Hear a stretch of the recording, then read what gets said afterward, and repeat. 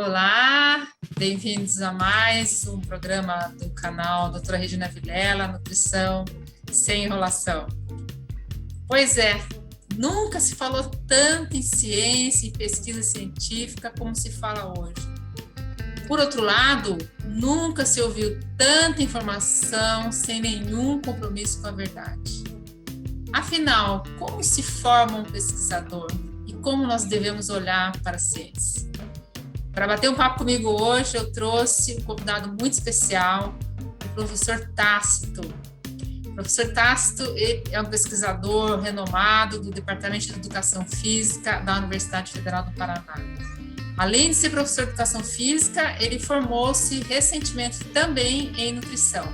Tem diversas especialidades, mestrado, doutorado e pós-doutorado, aqui e fora do Brasil. Tem também muitas relações internacionais com pesquisadores que são grandes nomes também, especialmente na área de suplementos para atletas. Ela sempre vem nos dar um oi. Continuando, o professor Tasso tem trabalhos muito relacionados, como eu estava falando, com metabolismo, suplementação nutricional e exercício de força. E nós vamos conversar um pouquinho sobre as questões relacionadas à formação de pesquisadores. Olá, professor Tasso, seja muito bem-vindo ao meu canal. Nós vamos começar já com uma pergunta aqui já sobre como nasce um cientista, né? Que é o primeiro propósito do nosso bate-papo de hoje. E eu queria saber, no teu caso, como é que isso aconteceu? Porque eu acredito que quem é pesquisador já nasce um pouquinho inclinado, né? Já nasce mais curioso. Como é que foi no teu caso? Regina, na verdade, é sempre aquela curiosidade de você querer saber um pouquinho mais. Mas antes de responder essa pergunta, eu queria fazer uma diferenciação entre três coisas que eu acho que são bem diferentes. Vamos lá. Então, assim, primeira coisa é o egresso de um professor doutor na universidade pública, né? Então, a gente sabe que hoje, por causa dos editais, você só é aceito se tiver o título de doutor, né? Mestrado já não conta mais nada. E o que eu tenho visto nos últimos editais é que tem muitos candidatos que já têm até pós-doutorado, que estão brigando por uma vaga no ensino público, né? como ser docente do ensino público. Então, assim, por experiência própria, eu vejo que a universidade ela sustenta três pilares: docência, pesquisa e extensão, né? Muito bem. Então, nós temos aí uma certa quantidade de docentes que fazem um ou outro e poucos fazem os três. Então, nós temos docentes que vão lá, ministram suas aulas, nós temos alguns docentes que têm projetos de extensão, e nós temos aqueles que fazem docência e pesquisa, mas não têm extensão. E aí uma coisa que eu coloco sempre é o seguinte: existe o docente universitário, de universidades estaduais e federais, existe o pesquisador dessas universidades, e existe o cientista. Então, nem todo docente é pesquisador, nem todo pesquisador é cientista. Agora, nós temos aquele que segue os ritos da universidade, que faz pesquisa, que faz extensão e docência, é um cientista, e todo cientista é um pesquisador, embora nem todo pesquisador seja um cientista. Perfeito. E na tua história, porque, assim, na minha história, essa curiosidade que me levou primeiro a ser docente e depois a ser um docente cientista, ela começou na minha infância. Eu aprendi a ler e escrever antes de ir para a escola por influência da minha avó. Então, eu sempre fui estimulada a estudar. Eu não sei como foi a tua época, eu estudei na época do regime militar e as escolas tinham uma disciplina muito, muito grande e uma valorização também pelo estudo naquela época. E desde criança eu sempre estudei muito, mas também eu não posso dizer que foi só isso que me estimulou. Eu acho que eu já nasci um pouco querendo fazer isso. E a vida foi me levando para essa carreira de pesquisador. E foi importante você ter falado isso, como é que acontece isso na carreira, né? Especialmente na carreira docente, porque tem muitas pessoas que não têm ideia de como esse universo funciona, né? E a pergunta que eu quero te fazer justamente passa por aí. Você considera que é difícil essa carreira? É difícil chegar lá? E vou emendar numa outra pergunta já. Durante esse percurso para ser um cientista, como que foram as suas aventuras nesse processo? Porque não é um processo acadêmico tão redondinho como alguns podem pensar, que você vai entrar, vai fazer a graduação, logo vai ter a oportunidade de fazer uma iniciação científica, mestrado, doutorado. Normalmente é uma história muito longa, cheia de desvios ao longo do caminho e com muitas dificuldades, né? Até mesmo independente da questão de financiamento que a gente tem aqui no Brasil e em outros lugares do mundo, né? Como é que foi essa experiência para você? Você acha que foi difícil? Como é que foram essas aventuras? Bom, eu venho de escolas estaduais, né? Eu nasci em Santos e estudei num colégio que era considerado o colégio da época, que era o Canadá, lá em Santos, uma escola estadual. E naquela época as escolas estaduais eram muito mais difíceis, entre aspas, né? Muito Que as boas, né? particulares, né? Era um ensino diferenciado. De E excelência. eu sempre fui muito cobrado pelo meu pai, porque meu pai estudou em colégio militar a vida inteira. Meu pai ele tinha como sonho ser piloto de caça e Olha ele só. passou na Academia da Força Aérea em primeiro lugar. Olha só, hein? Academia da Força Aérea em primeiro lugar. Só que teve um desvio já com meu pai. Por quê? Porque meu pai ele só foi saber que era daltônico depois que ele tinha entrado no exame teórico e foi para o exame físico. E aí ele foi desligado da academia porque daltônicos não poderiam ser pilotos, né? E foi a primeira decepção do meu pai. E aí ele ficou meio que desiludido e na época não quis mais fazer nada. Minha avó, né, que foi ali mais dura, e falou assim: não, você vai fazer faculdade, alguma coisa. E na época só tinha uma faculdade em Santos que era de direito. E meu pai estava na praia, minha avó falou: não, você vai fazer faculdade. Bom, ele foi lá, prestou vestibular sem estudar, entrou em 7º lugar. Ele foi colega de classe do Saulo Ramos, foi um famoso jurista aí. E eu depois entrei no Colégio Naval.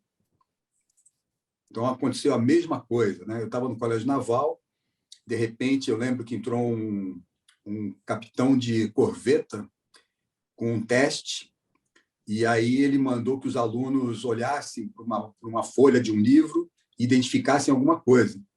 E eu prontamente olhei e vi escrito lá o número 21.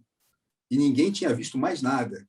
E eu pensando ali que eu estava abafando, né? Prontamente levantei a mão, falei: capitão, aqui tem o número 21 escrito. Ele: você está vendo o número 21? Eu falei: sim, senhor. Ninguém mais está vendo nada? Ninguém viu nada. Eu falei: caramba, né? Que beleza. Ele falou assim: tá bom, quando terminar aqui a aula, você, por favor, se apresente lá na direção. Eu falei: pô, tudo bem, né? Quando eu cheguei lá na direção, o que aconteceu? Descobriram que eu também era daltônico. Certo. E aí eu fui cortado do Colégio Naval, né?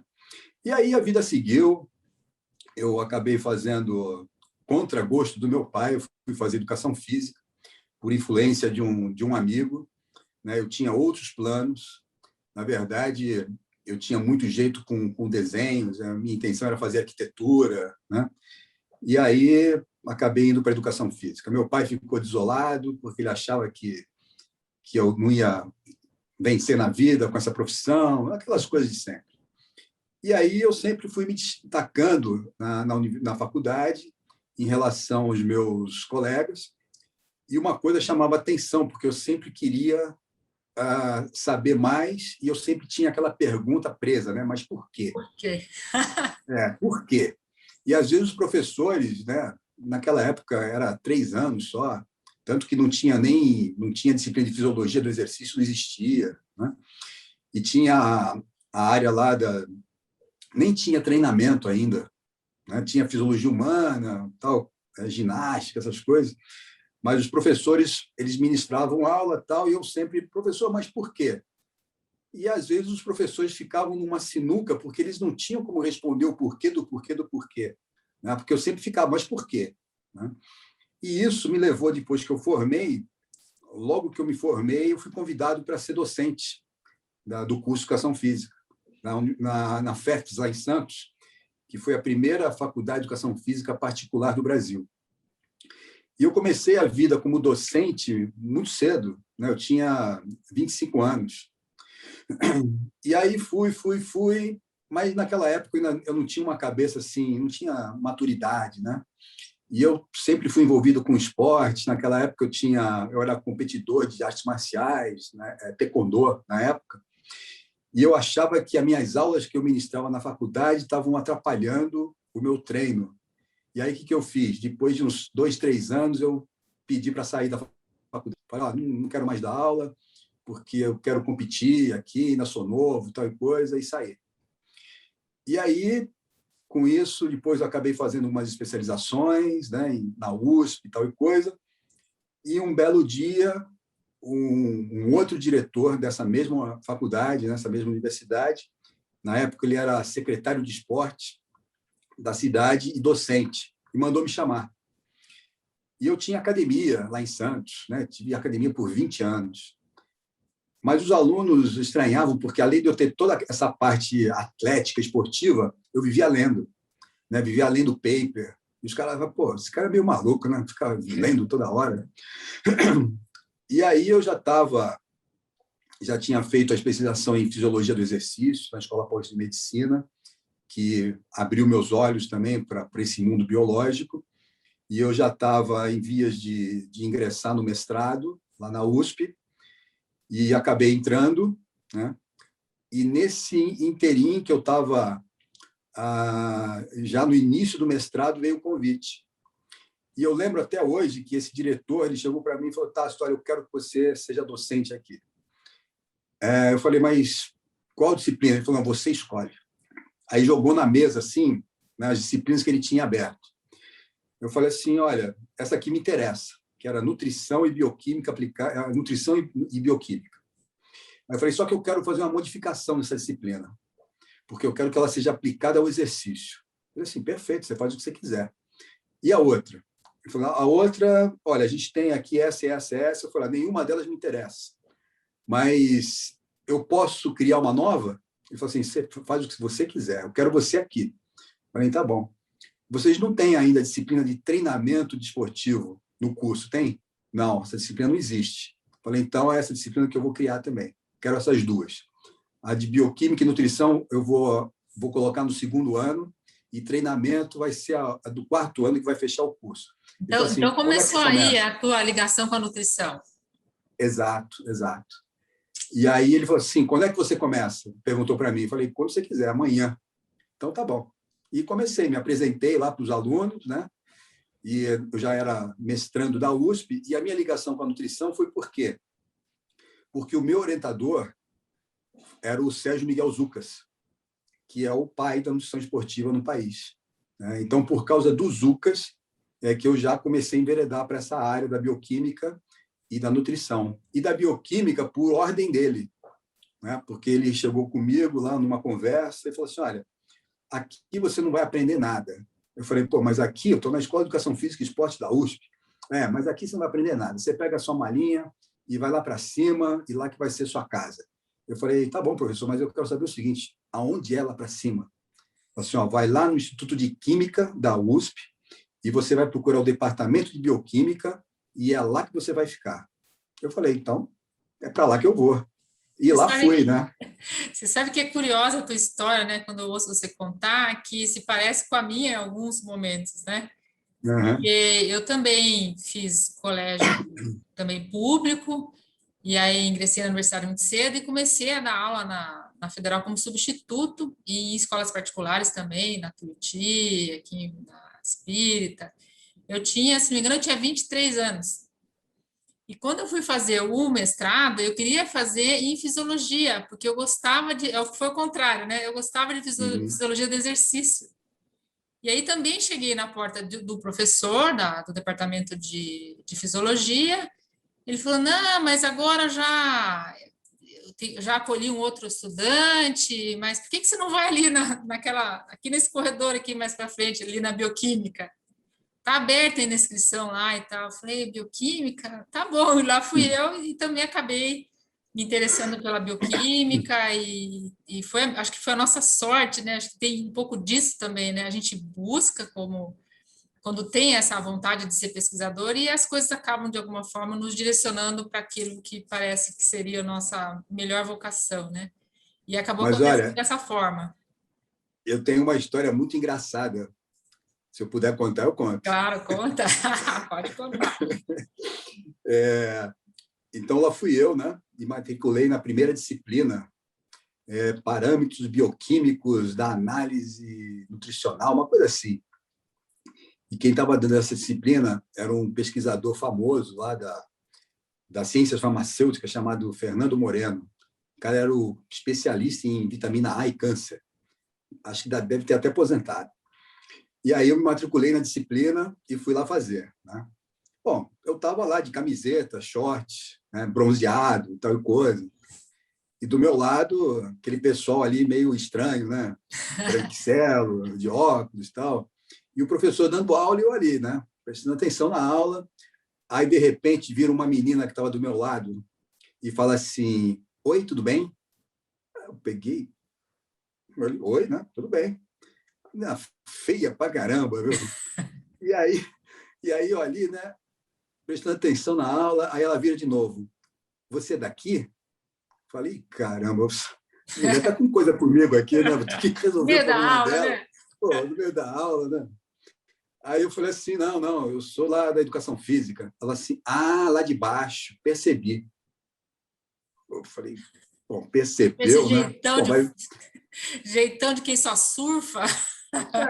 vai ver que porque eu tô queimadão, né? Tá fortão, bronzeado, camiseta, mas por isso deixei para lá.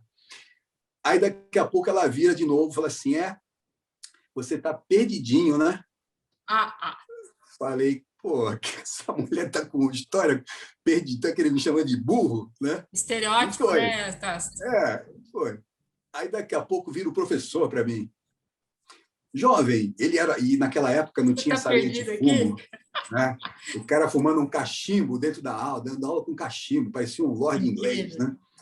Aí ele olhou para mim, pitando o cachimbo, assim, jovem, de onde és? Eu falei, pô, agora, né? Sou lá de baixo. Aí ele pitando, falou, deveras, percebi. Mas, jovem, cabe aqui um comentário. Estás perdido no tempo e no espaço. Diga aí. Eu olhei para ele assim, com aquela... Já comecei a ficar invocado, né? Falei, sim, senhor, professor, mas estou aqui, atento. Terminou a disciplina, eu fui na secretaria, cancelei. Fiquei revoltado. Cancelei a disciplina. Aí peguei meu carro, desci para Santos, mas maluco da minha vida. Falei, não. Isso não é possível. Os caras me chamaram de burro 2 vezes. Bom, cheguei em Santos, quis saber quem era o melhor professor de química orgânica e inorgânica que tinha na cidade. Aí me falaram assim, olha, um tal de Zé Roberto. Falei, Zé Roberto, é esse cara que eu vou. Ele é professor do Objetivo. Falei, é lá mesmo que eu vou. Cheguei lá, falei, quem é o Zé Roberto? Aquele rapaz ali, o cara era tão magro que se ele estivesse atrás de um poste, eu não ia ver quem era o Zé Roberto.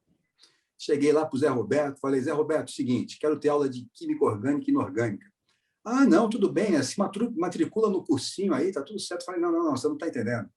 Eu não quero entrar na faculdade, eu estou no mestrado na USP, só que eu quero aula particular. Eu falei assim, tá, mas olha, vai ficar um pouco salgado, né? E eu, era dono de academia, estava ganhando bem, né? Falei, Zé Roberto, faça o seu preço. Fez o preço, estava bem abaixo daquilo que eu estava imaginando, né? Falei, então tá bom. Bom, o cara começou a me dar aula de química orgânica e inorgânica todos os dias, 2 horas por dia, segunda a sexta. Fizemos isso durante 6 meses. Me passava tarefa e eu cumpria as tarefas, fazia tudo, estudava. No semestre seguinte, eu fui lá e me matriculei de novo, porque o cara oferecia disciplina 2 vezes. Me matriculei de novo. A feinha já não estava lá, porque já tinha passado. Mas o professor, né, quando me viu, com o cachimbão ainda, né? Jovem, voltaste? Eu falei, sim, senhor professor, estou aqui atento. Aí ele começou a explicar a aula, não sei o quê, e na hora eu falei, professor, mas aquela reação química que o senhor escreveu ali, não está faltando alguma coisa, não? Ele olhou, deveras, realmente. Vejo que se encontrou, meu jovem. Eu falei, sim, senhor, estou aqui atento. Bacana. Aí ele falou assim para mim, muito bem, então, o senhor vai apresentar um seminário sobre hormônios gastrointestinais. Eu falei, mas quais? Todos. Eu falei, puta. Aí fui ver lá, né? Bombezina, galanina, CCK, PZE, todos. Pô, gastei uma grana com transparência, naquela época era Aquela época é retroprojetor. transparência, né? Putz, apresentei o seminário, no final, eu assim, meu jovem, excelente. Mas o conceito A, só se eu apresentasse. Como foi você? Vai levar B. E está de muito bom tamanho. Me deu B. Tá, você sabe que é importante você estar contando essa história, porque eu acho que quem nos ouve aqui são mesmo os estudantes com os quais nós convivemos e outros estudantes, né, universitários, quem pretende seguir a carreira de cientista, de pesquisador, enfim. E é muito interessante essa visão de que a gente é, acima de tudo, persistente. Exato. Né? Não desistir no primeiro obstáculo. Acho que isso é fundamental, né? Um ponto a ser tocado. E eu estou impressionada aqui com o que você está contando, porque a gente é colega de trabalho, mas a gente nunca parou para conversar sobre as histórias, né, de cada um, o percurso de cada um. Quando eu cheguei na bioquímica, na entrevista, foi um pouco parecido com o que você está me falando. Eles viraram para mim e falaram assim, porque eu fui a primeira nutricionista a fazer mestrado em bioquímica, pelo menos aqui no Paraná. Quando eu cheguei lá, eles falaram assim, o que você está fazendo aqui? O que o nutricionista veio fazer aqui? Por que você quer fazer bioquímica? Então, né, foi parecido nesse sentido. E quando eu fui fazer as aulas de química, que tinha um professor espetacular da farmácia, que é o professor, um cientista maravilhoso, que é o professor Pontarolo, não sei se você conhece, lá da farmácia. E ele que dava essa parte de química. E eu me senti como você, assim, eu olhava aquilo e falava, meu Deus, eu preciso melhorar minha compreensão disso. Aquelas fórmulas que atravessavam o quadro negro. E, na época, o meu marido, na época, ele era professor de educação física e era professor de segundo grau. Você nunca me contou isso, hein? O Ronaldo. E eu chegava em casa e cheguei chorando. Eu falei, meu Deus, eu vim até aqui, né? Será que eu não vou conseguir passar nessa disciplina? Era uma disciplina muito difícil, porque era química pura, né? E aí ele me indicou uma professora do colégio da época que ele estudava e eu fui ter aula particular, paguei essa professora também. Incrível para isso. estudar química. Você está me contando? Eu falei, não acredito. E aí eu segui e consegui defender a tese com louvor, foi maravilhoso, sim. Ou seja, né, se a gente quer aprender e não se impressionar com os primeiros obstáculos, a gente consegue, né, Tassi? E são muitos, né? Não é só no início da carreira, né? Os alunos, às vezes, eles não conhecem os percalços, né, que a gente tem na carreira, né? Teve vários outros, né? Nossa. Dá para escrever um livro. Você já dormiu no laboratório, Tassi? Eu tinha umas análises que eu levava o travesseiro e passava a noite no laboratório. Eu vou te falar que eu não dormi no laboratório, porque eu não podia parar o experimento. Exato, dormir que eu digo é passar a noite, né? Mas isso aconteceu no pós-doc. Num dia que estava uma nevasca violenta, e nós começamos o experimento às 2h, porque não podia parar. A gente foi dosar F2-isoprostrano. E esse experimento você não pode parar de jeito nenhum. Tanto é que a gente começou às 2h, estava uma nevasca violenta lá fora, e a gente foi terminar. Quer dizer, nós interrompemos para um café ao meio-dia do dia seguinte e terminamos o experimento às 3h. Quer dizer, foi a madrugada inteira ali e a gente não podia tirar a mão do negócio, tinha que terminar. Então, no pós-doutorado, eu passei por isso. Eu passei por isso no doutorado. Eu estava fazendo uma capilarizona, uma eletroforese de zona capilar para avaliar proteínas de um extrato de kefir. E é interessante, acho importante que os que têm pretensão, né, de estudar e chegarem a ter uma carreira dessa, é que às vezes eu estava no Canadá também, neva muito lá, e nem sempre os equipamentos, toda a estrutura que se tem fora do Brasil muitas vezes é muito superior, mas muitas vezes não é. E esse equipamento tinha um problema na agulha quando ia captar as amostras, e eu não podia dormir, porque se a agulha batesse fora e pulasse uma vial daquela, eu perdi o experimento todo também. E aí tinha que passar, e a pressão do equipamento subia, não estava muito, era um equipamento meio antigo, eu tinha que ficar regulando a pressão, então realmente são muitos desafios que a gente passa, né, para... Lá era o contrário, tudo que tinha lá era o mais moderno que a gente podia conhecer, pois né? É. E, ó, só para você ver como a coisa é até traumática, eu tenho até hoje, aqui, tá aqui do lado, eu peguei, ó. Que aqui, ó, bonitinho. para dosar o isoprostrano e aqui para Não dosar acredito que você tem. carbonila. Olha lá. Até Que hoje eu tenho aqui, bonitinho. ó.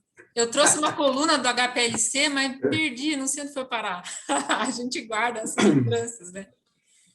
Mas lá tinha, apesar de ser uma das melhores universidades do mundo, né, do Canadá, acho que está entre as primeiras, tem muito, na nutrição, era um laboratório que muitos equipamentos eram muito de ponta, mas tinham alguns que não eram tanto assim, né? Então, não é uma carreira fácil, porque tem muitos desafios, né?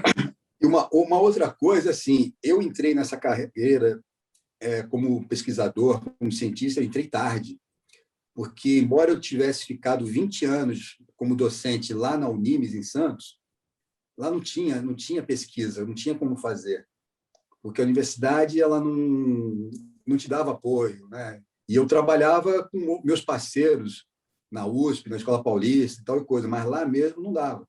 Então, eu já fazia os experimentos, mas fora dali. Depois colocava o nome da universidade. Mas acho que essa é uma característica daquela época, né, Tassi? Acho que hoje em dia mudou um pouco, né? Apesar de que nas particulares ainda é mais difícil, né? Espero que tenha mudado. Né? Acho que melhorou um pouco. Mas eu realmente só fui enveredar mesmo nesse caminho aqui na Federal, né? Que eu construí meu laboratório, consegui entrar na pós-graduação. A gente teve aí um período estressante, né, para isso que aconteceu. Todo mundo, né, soube das brigas do meu departamento e tal coisa. Mas eu acabei me fixando como pesquisador aqui mesmo. Eu demorei também bastante. Eu acho que sou daquela geração que tem uma boa experiência clínica, profissional fora dos muros da universidade. Depois começa essa formação para docente, pesquisador, cientista, depois de já ter tido uma experiência, né? Eu trabalhei muitos anos no hospital evangélico, trabalhei com nutrição clínica, que foi o teu caso também, que teve muito uma atividade anterior, né, em atividade física, para depois vários. Né, se tornar docente, né? E é capaz que eu faça o inverso, né? Porque, não sei se eu comentei com você, eu tenho ou mais 9, se eu quiser, ou mais 14 anos, até onde a universidade permitir. Porque acho que a gente pode aposentar até os 75, se eu não me engano. Até um tempo atrás era 72, agora eu já não sei mais. Eu acho que são 75, porque é igual ao Supremo Tribunal Federal, okay. né? O pessoal lá, os ministros. Uhum. Então, assim, eu faço 61 anos mês que vem, dia 21. Então, eu posso parar com 70, que vai dar 20 anos, né, de funcionamento público, ou eu posso ir até o expulsório, né, que é o que eles acabam tirando a gente da universidade. E aí eu iria até os 75. Então, eu tenho ou 9 ou mais 14 anos. Exato. E aí, bastante coisa. qual é uma das coisas que eu venho pensando? Eu posso montar uma clínica, né, um consultório de nutrição, bem chique, bem bacana.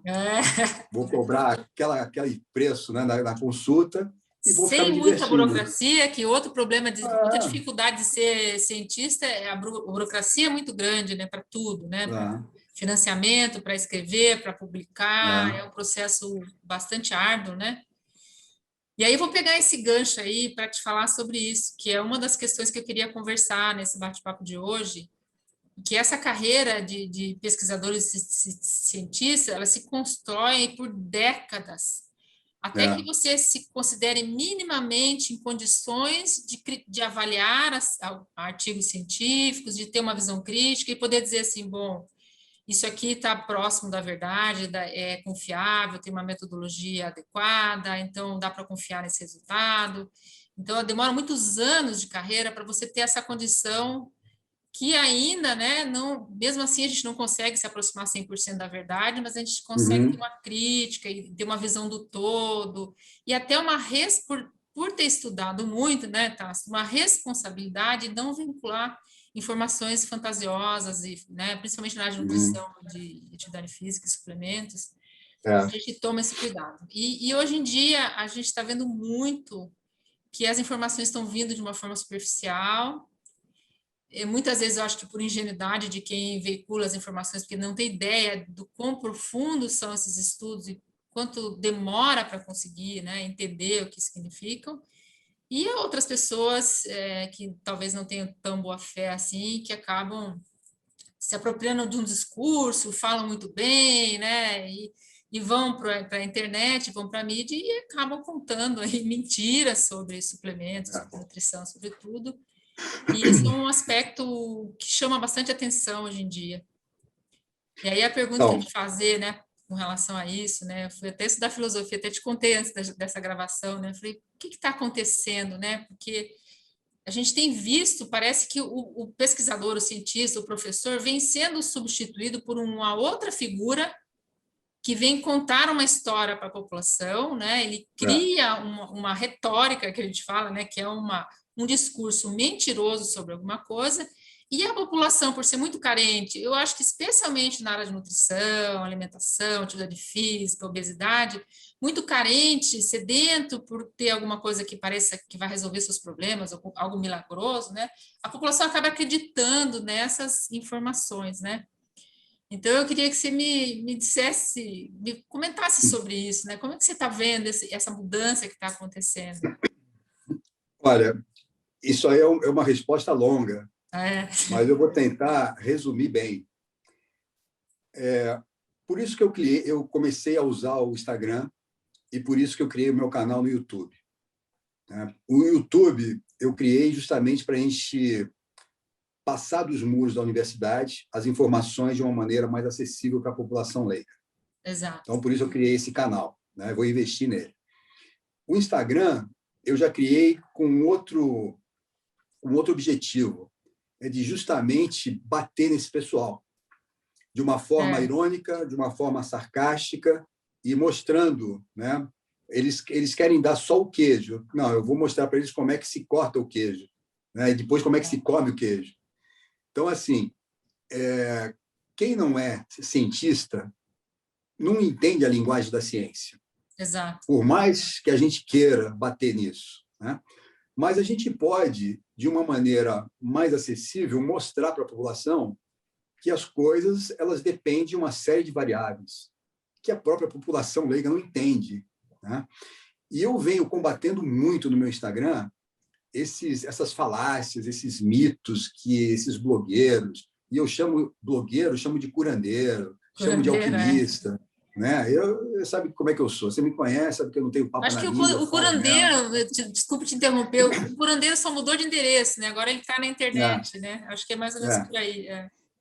E aí é a tal coisa, né? As pessoas elas vomitam na internet aquilo que interessa a elas, porque as pessoas são oportunistas.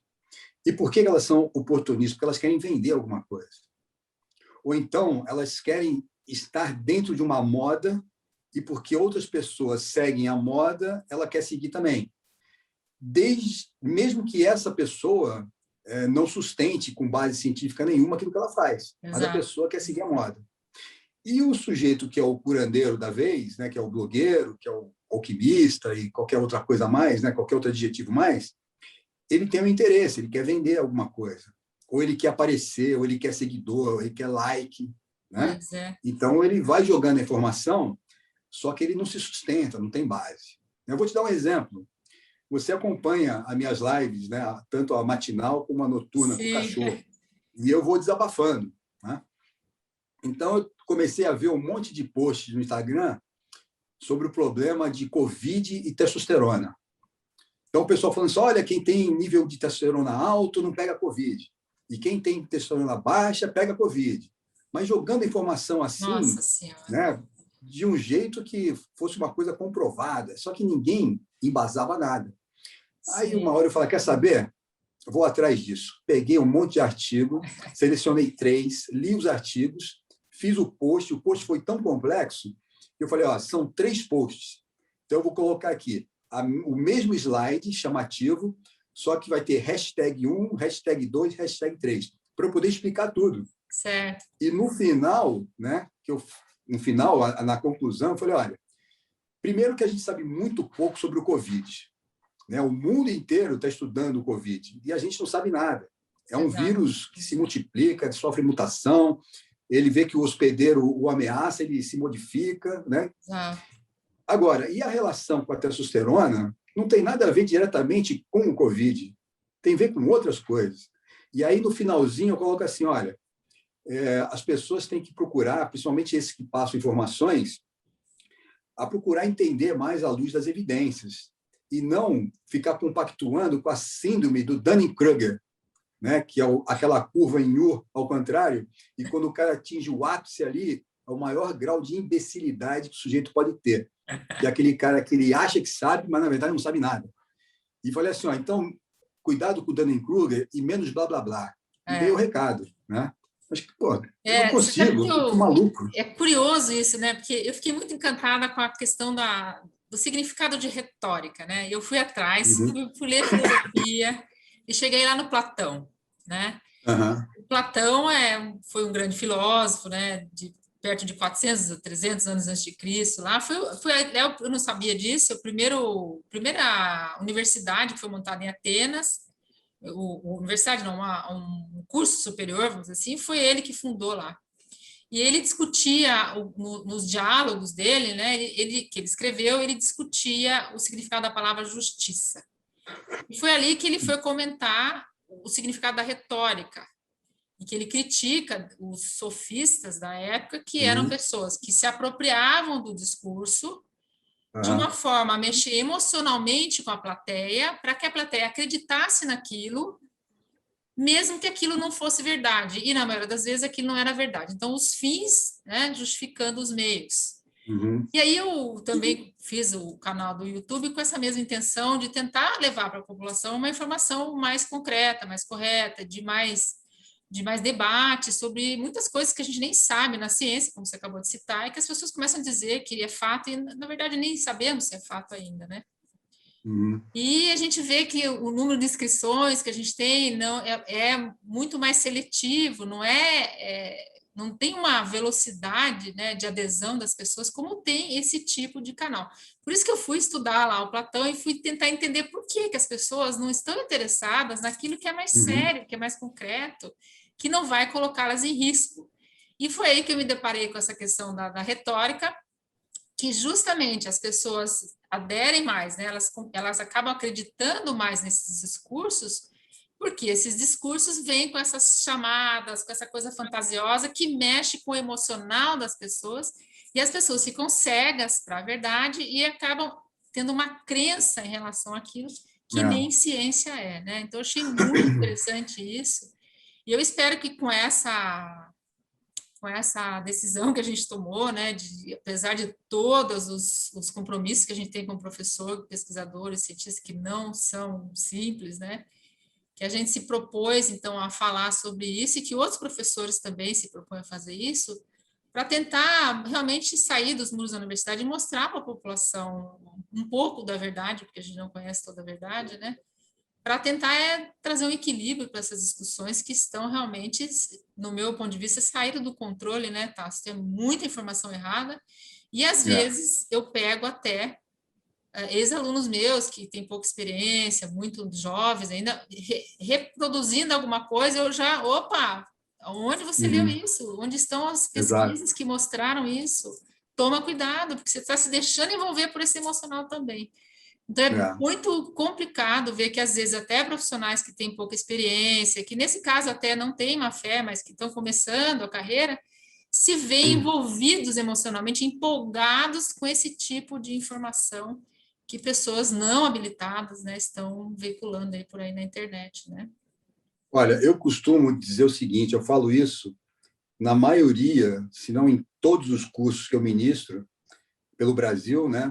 Agora, até além do Brasil, porque está mais fácil, né, levar a comunicação por via online. É verdade. Mas uma coisa que eu costumo dizer é o seguinte: não adianta ler o primeiro artigo e também não adianta ler o último artigo. Exato. Se você não leu o texto de base. Eu ia te perguntar isso, Tasso. Né? O conselho que se dá para quem quer ser pesquisador, né? Quem quer ler artigos científicos, começa por aí, né, Tasso? Bom, a primeira coisa é estudar a metodologia da pesquisa. Já começa por aí. Né? Depois, ter uma noção sobre estatística. Quer dizer, uma noção, porque nós não somos estatísticos. Né? Nós não podemos nos comparar com aquele cara que fez o seu PhD em estatística, né? E consegue dar nó em pingo d'água. Né? Mas, assim, tem que ter um conhecimento sobre metodologia da pesquisa, tem que ler bastante. Então, esse é o treinamento do futuro docente, do futuro pesquisador, é leitura, apresentação de seminário. Então, o aluno não pode ficar chateado porque, numa disciplina, o professor o fez apresentar 10 seminários. Ele devia falar assim: professor, eu quero mais 10, porque quanto mais ele treinar, melhor ele vai ser. Tem que ter prazer na leitura, né, Tasso? Exato, exato. Tem que saber. Olha, eu vou te confessar uma coisa. Eu não sei se as pessoas são assim, mas quando eu começo a ler alguma coisa, pode cair o mundo, eu me desconecto de tudo. Eu vou te contar uma história engraçadíssima.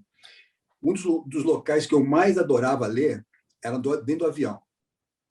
Então, eu ia ministrar curso lá no Nordeste, no Norte.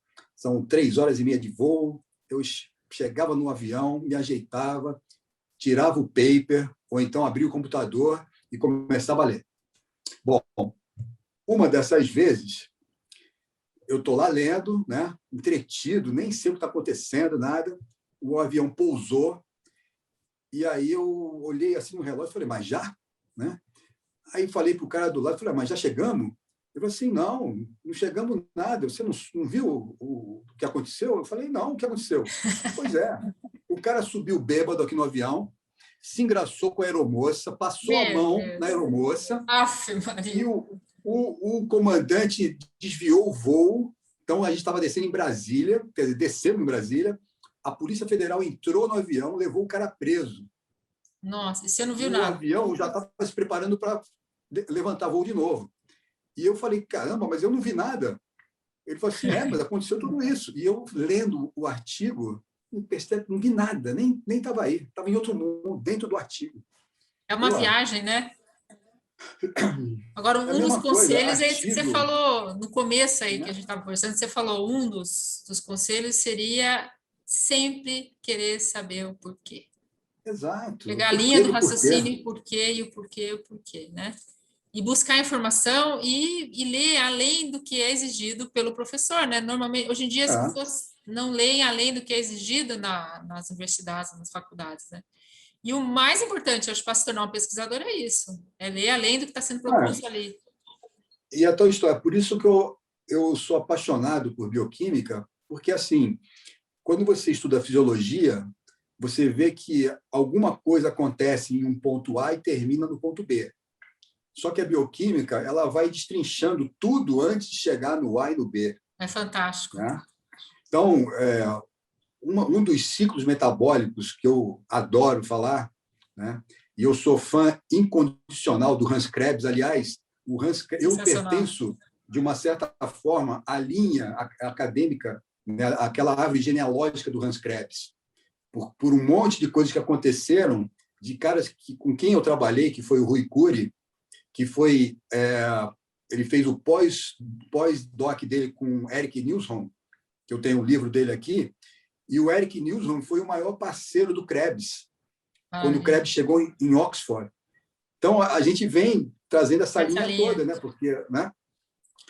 E o que acontece é o seguinte, como eu estava falando, um dos ciclos que eu mais gosto de falar é o ciclo de Corey, porque as pessoas que querem entender o que é o exercício intervalado de alta intensidade, se elas não entenderem o ciclo de Corey, elas não vão entender nada. Exato. Agora, o que eu costumo dizer é assim, saber que existe o ciclo de Corey é uma coisa. Entender como acontece é outra. Né, entender o ciclo E não é um ciclo comum, porque valeu um prêmio Nobel, né? O casal Gert Karl e Gert Corey ganharam o prêmio Nobel por causa da descoberta. E, na verdade, é uma coisa que ninguém entendia, né? Que esse compartilhamento metabólico do sarcoplasma junto com a mitocôndria, né? E isso é que consegue dar a entender o porquê que você se recupera de um treino intervalado com mais rapidez ou menos. Quer dizer, a coisa é maluca, né? Completamente Acho fantástica. que a nutrição é mais ou menos por aí, né? Eu também sempre queria saber por quê. Bom, ok, o ômega 3 tem uma influência na resposta inflamatória. Tá, mas onde que ele se liga na célula? Qual que é a sinalização? Onde que são produzidas essas citocinas? Que gene que é ativado? O que acontece? Como é que joga de novo na circulação e atua sobre a mesma célula, a própria célula? Se você não entender isso como nutricionista, você vai ficar naquele rádio de dizer, esse alimento tem um potencial anti-inflamatório, esse aqui tem...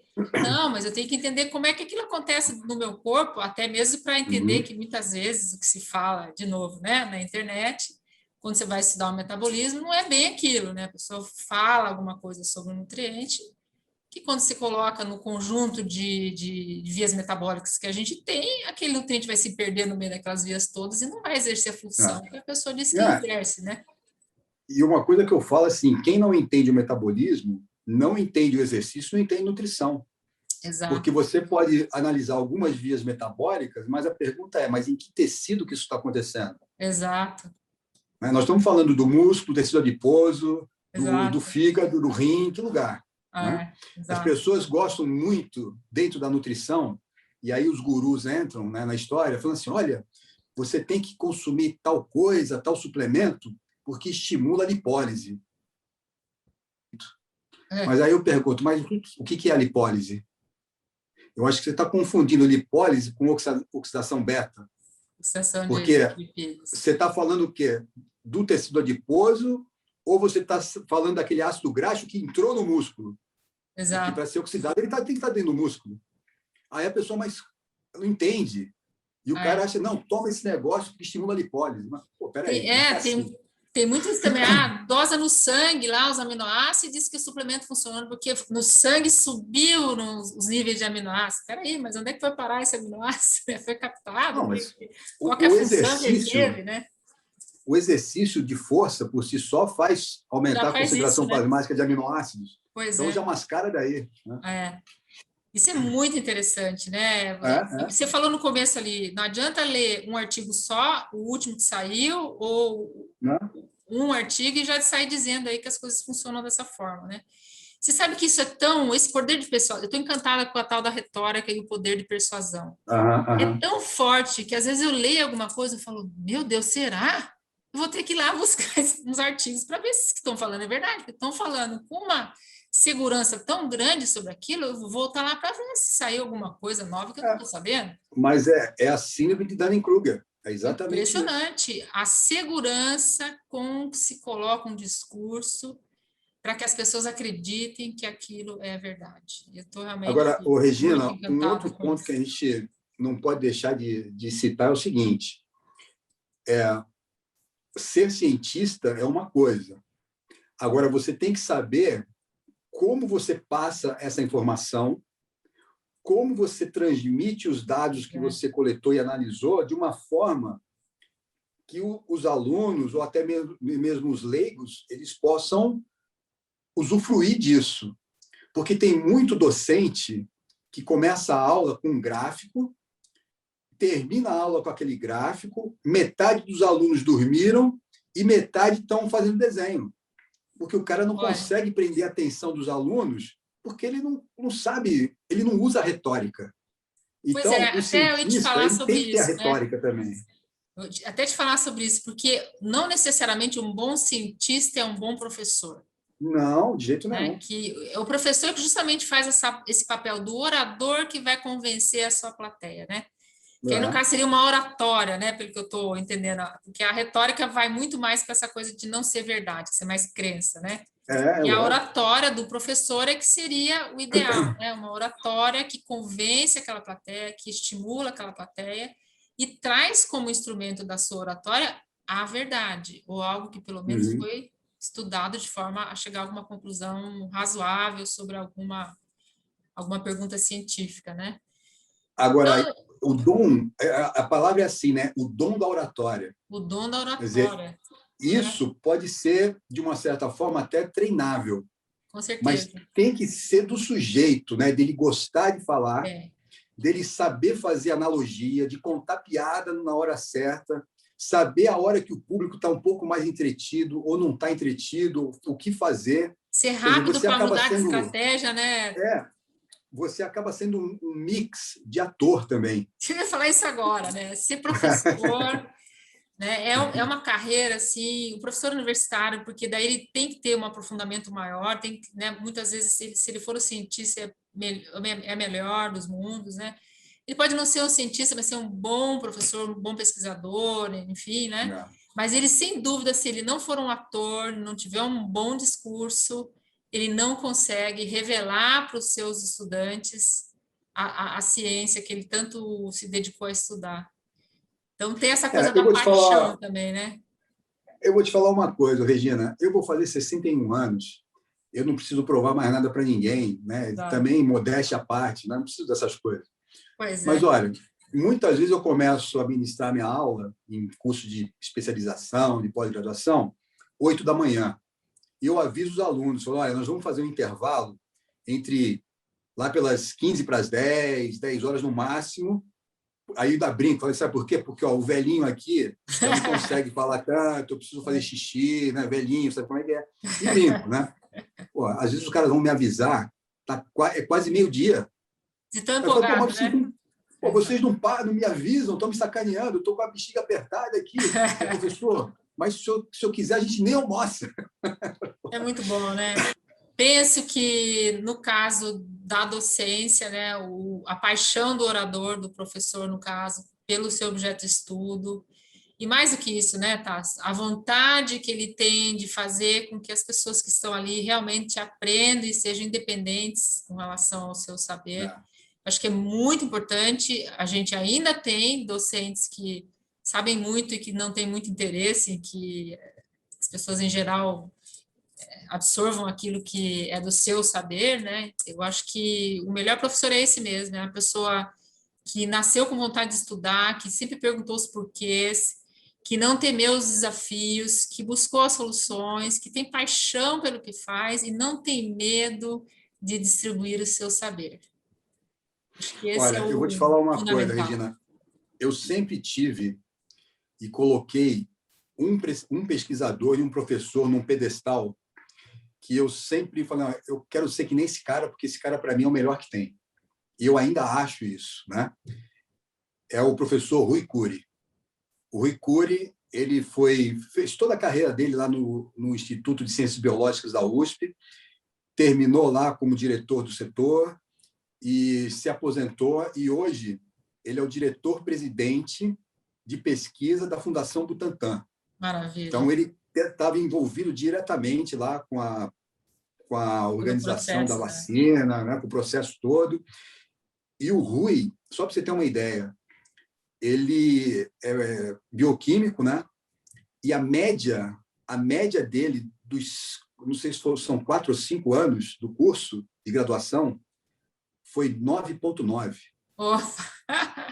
Esse gostava de estudar, hein? Gosta, né? Estudar. Agora, o Rui, a primeira aula que eu assisti do Rui sobre metabolismo intermediário, eu fiquei encantado. É isso aí. Como o cara falava fácil, né? E ele relacionava tudo isso com exercício. Fantástico. O Rui tem um livro que ele escreveu que chama Glutamina. Não sabia não. Glutamina. Agora me conta aí, é isso que eu te perguntar, aí os seus livros aí, tem os livros saindo aí, olha aí, veja você. Agora, olha só, esse aqui é o meu livro de... Conta dos teus livros agora. Esse aqui é o meu livro de cabeceira. É, né? Maravilha. Biochemistry for Medical Science, do Eric Nilsson. Aquele que eu te falei que foi o parceiro do Krebs. Aqui, ó. Maravilha. E os seus livros, Tasso? Mostra aí para nós, fala deles um pouquinho. Olha, eu não tenho nenhum aqui para te mostrar. Mas está saindo agora, né? Novo. Tá. Vai ser o meu 9º livro. Maravilha, 9, contando, hein? Né, esse livro está muito bacana. Aliás, ele foi para a gráfica hoje. Ontem, domingo, eu estava ainda arrumando os detalhes finais do livro. E o livro foi para a gráfica hoje. Todos os meus seguidores vão ganhar um presente, inclusive você. Opa! Porque Maravilha. vai ter uma degustação. Então, todos vão ganhar um PDF de um capítulo do livro. Maravilha. Que é para já deixar o pessoal, né, animado. Expectativa. O livro tem 12 capítulos. O título é Suplementação Nutricional no Exercício e no Esporte. Eu coloquei todo o meu laboratório para escrever, mais convidados nacionais e internacionais. Logicamente, que tem um exemplar já autografado, separado para você. Pode ficar tranquilo. Opa, muito obrigada. Que bom, hein? Estou com prestígio, então. E olha, e quem fez o prefácio do livro foi o Stuart Phillips, que é o cara que mais estuda proteína no planeta. Que maravilha. Eu acho que eu vi uma gravação. Está saindo dia 19, mês que vem. Maravilha. Junto com um evento, né? Que vai ter o ENE, que é um encontro internacional de nutrição esportiva. Ok. E o vai ser lançado do lá. livro junto com o evento. Que maravilha, Tasso. Parabéns. E esse evento vai estar muito bom, né? Eu estou trazendo o Scott Forbes. Você assistiu a aula do Scott? Conheci, sensacional. Eu vou colocar depois na descrição aí do vídeo os links lá para o evento, né? E para... Enfim, se você tiver aí alguma coisa do livro também, eu coloco lá. O Kevin Tipton, que é um pesquisador americano que hoje está radicado no UK, né? Vive na Escócia, é diretor de um instituto lá de nutrição e performance. Vou trazer o Stuart Phillips, o Lancha Júnior, o Paulo Musi. Quer dizer, está um time bacana, bem bacana. Que maravilha. E falando em coincidências, né? Ontem à noite eu recebi o e-mail da revisora do meu livro também que está saindo. Ela disse também que foi para a gráfica. E é aquilo que você falou, né? A gente precisa também tentar orientar os alunos com relação à bioestatística. Então, o livro eu escrevi com um doutor em matemática da Universidade do Porto, que, claro, né? Pô, esse eu vou querer, porque eu preciso aprender. É como você falou, né? A gente conhece um pouco da estatística, mas tem que ter um respaldo de alguém da área, né? E é bem básico, na verdade, mas dá essa noção aí no que pensar para fazer uma análise estatística. Ele não tem cálculo nenhum, ele tem realmente esse raciocínio lógico que a gente tem que ter e as orientações de como fazer isso no SPSS, né? Eu quero aprender, que eu vou ler tudo. Estaremos de livro novo e o seu livro também já estará reservado aqui, com dedicatória. Não chegou ainda, mas com certeza você vai receber o seu também, a tua equipe aí. A gente tem muita coisa em comum, hein, Regina? Pois é, eu estou achando interessante, porque estava pensando aqui, interessante que a gente trabalha juntos, mas a gente pouco se conhece com relação à trajetória, né, profissional. Hoje, para mim, também, muitas coisas se revelaram aqui, né, nesse bate-papo. A única diferença é que você gosta de dança e eu gosto de puxar ferro e bater nos outros. Exato. E as formações são parecidas, né? E, no fim, nós dois, né, temos a formação em nutrição, mas eu acho que você fez certo. Sabe, olha só, vou te contar uma que essa você vai gostar. Eu fui ginasta, dentre todas as coisas que eu fiz, eu fui ginasta. Sério? Esse eu não sabia. Bom ginasta. Eu fui campeão paulista por equipe. Olha só. Aí, olha só, eu tive uma namorada que era professora de dança. E ela tinha uma academia de dança em Santos. E uma vez ela me convidou, ela ia fazer uma apresentação lá no Teatro Municipal. Eu falei assim, você quer fazer uma participação especial? Eu falei, mas como? Eu não sou dançarino, não sou bailarino. Não. Eu quero que você faça movimentos de ginástica. Eu falei, então deixa comigo.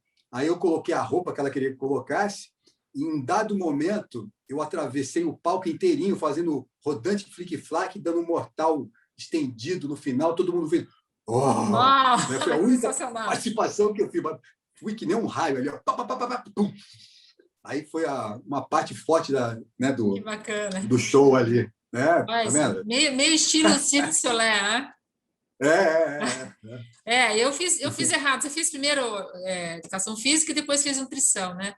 Agora eu estou meio velhinha para fazer educação física, então vou ficar só na nutrição, porque para fazer educação física tem que ter aí uma disposição física muito grande, né? Mas olha, eu não consigo ficar quieto, né? E eu fiz mês passado, eu fiz um curso na USP de astrobiologia. Pois é, eu vi no teu O canal. curso, ele era de 4 semanas. Para fazer, a cada semana, você encerrava um módulo e fazia a prova. Eu fiz em 4 dias, tirei 10 em todas as provas. Esses cursos online são bons por causa disso, né? Eu me inscrevi também num sobre obesidade de uma universidade americana, não é muito conhecida não, mas também fiz assim, na hora que dava um tempo, terminei bem rapidinho. E aliás, a atividade online facilita nesse sentido, né? Se a pessoa souber buscar informação, ela encontra. Ah. Mas vamos torcer, né, Tássio, que os professores, que a academia realmente se projete nas redes sociais, na internet, para que a gente possa auxiliar a população, né, a melhores caminhos Aliás, da nossa área. falando nisso, eu vi que você deu repost no post que eu dei repost hoje, falando dos professores, né? Exato, é uma carreira de muita dedicação, né, realmente de um compromisso com a verdade, acho que isso é fundamental entender. E o professor, ele tem um pouco, acho que um pouco da personalidade, a gente tem o prazer e quer ensinar, eu acho que isso também é um aspecto importante, e que, então, a gente deveria ser a referência com a qual a população se sente confortável em confiar, né, com relação Afinal, ao que vai Regina, fazer. eu queria assim, ó, me fala uma personalidade mundial, qualquer uma, que não tenha tido um professor, né? Pois é, aliás, eu não falei, Tassi, eu tenho muitos, acho que muito da minha carreira também foi motivada pelos meus professores, que é aquela pessoa com a qual você se espelha, né, no sentido de querer ser como ela é, como você falou, né? Eu não vou nem citar nomes aqui, tem vários. Um dos nomes da bioquímica é a professora Maria Benigra, aqui da Federal, que era uma pesquisadora sensacional. Eu trabalhei com cultivo de célula minha carreira toda, né? Foram 7 anos de cultivo celular com ela, com o doutorado. E, infelizmente, ela perdeu a sua vida num assalto aqui em Curitiba, né? Nossa. Foi uma perda irreparável. Ela estava assumindo a pró-reitoria de pós-graduação da Federal quando isso aconteceu. Mas ela foi, entre outros professores da graduação, e até mesmo professores lá de trás, né, da nossa infância, né, Tássio, que nos estimularam e que acreditaram, né, no potencial e que nos estimularam a estudar, foram fundamentais. Olha, E como você você me falou... falou isso, eu lembrei de outra coisa aqui, ó. O meu professor de bioquímica, que eu considero um dos melhores, nem vou falar do Brasil, mas da América do Sul, que é o professor Bayardo Torres. Ó. Né? Esse livro aqui é um livro-texto para estudantes de medicina, de farmácia, que é o Bioquímica Básica. Né? Anita Marzocchi Bayardo Torres. O Bayardo, eu mandei um e-mail para ele outro dia, ele ficou super contente, né? Caramba, eu ainda estou aqui dando aula, ele falou para mim, lá no Estudo de Química. Agora, o Bayardo, ele fez o prefácio do meu livro de bioquímica. Olha que delícia. Foi ele que fez o prefácio. Quer dizer, é muito bacana isso, né? É muito bom, né? E é isso, a gente vai vendo novas gerações também chegando aí, né? De novos docentes, novos pesquisadores, cientistas, e é uma satisfação imensa, né? Poder contemplar, né, esses novos cientistas que estão chegando aí, né, Tassi? Eu falo isso para os meus orientandos, né, os mestrandos, doutorandos, eu falo, olha, eu tenho bem menos tempo que vocês. Né? A minha carreira ela já está indo para o final. Eu falei, eu tenho mais 9, mais 14 anos. Vocês não. Vocês vão ter a vida inteira aí pela frente. Então, tudo que eu estou fazendo aqui é para dar um alicerce, uma base para vocês. Porque mais tempo, menos tempo, eu paro. Mas vocês continuam. Né? E a ciência evoluiu bastante desde quando a gente começou, e eu sempre falo isso também, eles devem falar muito para vocês, professora, eu queria saber só um pouquinho, que eu queria ser só um pedacinho do que a professora é. Eu falei, hoje, com os recursos que a gente tem, você tem condição de ser melhor do que eu, né? Muito melhor, mais rápido. Você pode chegar muito mais longe, né? Então, acho que é isso aí, tem que estimular a garotada aí agora a estudar, né? Eu acho que isso aí... Eu não encontrei ainda nada na minha vida que me trouxe mais segurança e prazer do que estudar. Eu vou te falar, eu sou da época que eu passava a tarde inteira lá na Biblioteca das Químicas, procurando o periódico, xerocando, saía com 5 quilos de papel para depois ler tudo isso. Pegava o mesh, né, hoje... que eram livros desse tamanho, para achar o assunto e procurar a revista na prateleira, né? Tinha nada de internet, hoje, né, Tassi? no tempo que nós estamos aqui conversando, o cara pega o celular, já baixa todos os artigos que a gente pode ter falado aqui, ele baixa na hora. Exato, na mão. exato. Perfeito. Muito rápido. Mas é isso, Tasso. Foi um prazer conversar contigo hoje. O prazer é meu. Ficam aí as dicas, né, para quem aspira a ser pesquisador e o alerta, né, para que as pessoas busquem informações mais seguras com relação à atividade física e nutrição, porque interfere diretamente, né, sobre a sua saúde. É fundamental que as pessoas comecem a olhar com mais critério que se veicula por aí na internet, né? Você vê que interessante, né? A gente está aqui num bate-papo muito gostoso, muito bacana, a gente não vê o tempo passar. E outro dia ainda brinquei com você, né? Se eu estivesse bebendo um uísque e você o seu vinho, né, que você gosta de beber, a gente varava a madrugada conversando. Daqui a pouco a gente já estava com a via metabólica aqui, discutindo para onde que vai cada nutriente, né? E, para fechar, Tasso, o que você tem ouvido de mais bobagens que tem falado aí na internet sobre suplementos? De coisas que não funcionam e que as pessoas dizem que funciona. Começando pelo suco detox, né? Pelo amor de Deus. Começando por ele, passando pelo jejum intermitente. Agora tem o jejum de 7 dias, né? Um risco imenso, né? Um perigo. O BBB falou aí. Aí eu falei, olha, o bom mesmo que funciona não é o jejum intermitente, nem o de 7 dias, é o jejum permanente, porque aí é para a cova direto. Não se preocupa mais com o peso, não é isso? E o que eu tenho ouvido, assim, que é uma insistência que eu não consigo entender, é assim, se você tem um problema inflamatório, é uma coisa tão absurda, tira o leite, tira o glúten. Eu falo, mas da onde que eles tiraram que o leite é inflamatório, né? Você vai olhar e você fala, da onde tirar? O glúten é a mesma coisa.